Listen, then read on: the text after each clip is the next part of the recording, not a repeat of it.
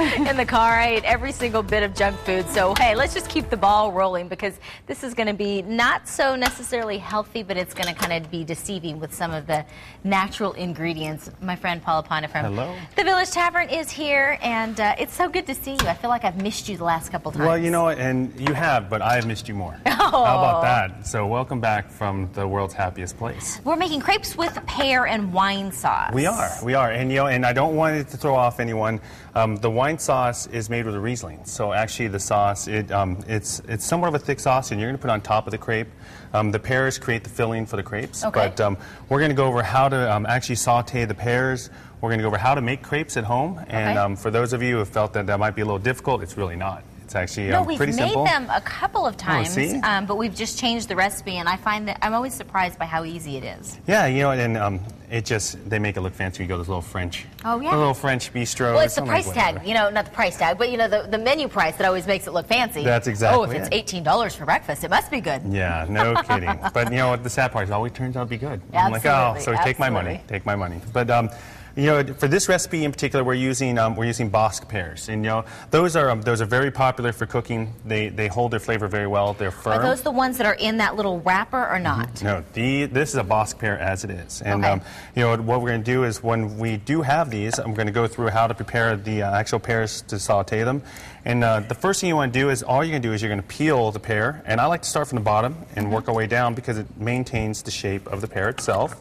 And you want to save the peels, and the reason being is when we make that wine sauce, we're actually going to put the peels in the sauce itself, and then kind of drain those out at the end. But are we looking for an uber ripe, you know, soft to the touch? You know, that's a great question. And the one thing is, in the event that you can't get one of those, then what you want to do is you actually want to saute your pears that much longer. Okay. So, you know, thank you for bringing up that question. But once you start peeling it, you cut it in half.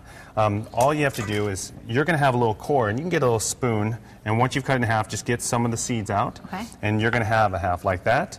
And we're just going to slice that as thin as we can. And again, if they're a little bit on the firm side, I would go really, really thin, because obviously what will happen is the thicker they are, the harder it is going to make them softer. So we have our pears. You're going to get a little pan with a little bit of heat if we can, and we've got heat this time. I always seem to have a heating problem. So we're going to put a little butter in there. We'll let the butter, thank you. You're welcome. We'll let the butter melt, and once the butter has melted, you're going to throw your pears in there. Now, for the recipe that's good for about 3 or 4 people, you want to have about 5 pears altogether, and that does include, after you peel them, or 2 pounds, depending on the size. But once we have that going, we're going to throw your pears in there, and you want to coat all the pears with the butter. And it's very similar to, for people out there who have cooked with butter and brown sugar and fruit, we've done that here, as a matter of fact, the Banana Fosters. Oh, God. You know, brown sugar, one of my all-time butter. faves. Oh, yeah, mine too. But anything with sugar is really kind of a favorite for me. But, you know, you're going to let these saute for just about a minute if they are tender. These happen to be, and one hint out there, let's say if you do get some pears and they're very firm and you want to use them for a couple days, put them in a brown paper bag.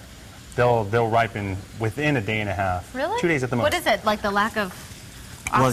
what is that? Well, you know what happens. All fruit, to the light or the air, or what? All fruit actually they release a hormone. It's kind of like an acid, so to speak.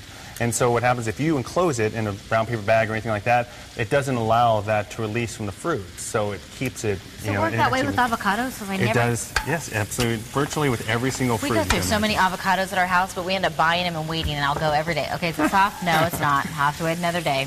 Now, let's take about 3 tablespoons of brown sugar, a little bit more if you like out there, but you're gonna see that the brown sugar and the butter are gonna start to milk. It's gonna form kind of a little coating on the pears themselves.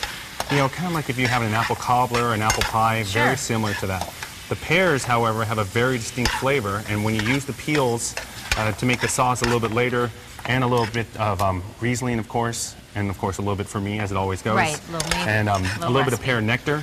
And we're going to have a nice thick sauce go over that. But these will simmer for about 4 minutes after you put in the brown sugar. They're going to be nice and soft. You know, by all means, take one out, but watch your fingers, try them, make sure they have enough sugar for you. But if you get a ripe pear, it's going to be phenomenal. Okay. I always like to ask these sorts of questions, because, especially when it comes to breakfast, because a lot of times people want to get up really early and have it ready to go. Is this part of the recipe where we could do anything in advance, or would it be somewhere else? Well, that's a great question, and I kind of like to go with that trend always. All of this can be done in advance. The crepes, you can make them, you can freeze them, and because they're so thin, they actually defrost within a few minutes at room temperature. Okay. You know, the apples themselves, you can make it anytime you want, put it in some Tupperware, put it in the refrigerator. The sauce, you can do it, it's just the sauce you're going to want to heat up, and this, because you want those to be warm. This is actually a warm dessert. So we can do this the night before if we're trying to get breakfast on the table. Without a doubt. So, all right, good. This might be a really good thing for Easter morning. Yeah, you know what? I'm already thinking, I don't know, I'm thinking spring and I'm thinking entertaining, that's all. Really, you could have it this Saturday or tomorrow morning if you don't have to wait till Easter. Yeah, it's great. Now I've got to wait for a whole 6 weeks to eat it. All right. That's where my brain goes. Entertaining. All right, stick around because when we come back, Chef Paul is going to, we're going to go through some crepes. The crepes? Let me show you how to make some crepes. Okay.